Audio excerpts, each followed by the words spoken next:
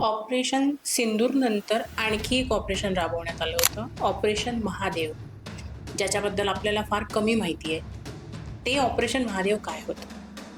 आता असं आहे मॅडम की पहलगाममध्ये जेव्हा हल्ला झाला त्यावेळेला 4 लोकांनी हल्ला केलेला होता. सगळ्यांनी पाहिलं, म्हणजे टी व्हीमध्येही पाहिलेलं आहे, तुमच्या लोकांनी अपलोडही केलेले आहे टी व्हीमध्ये रील्स त्यांच्या.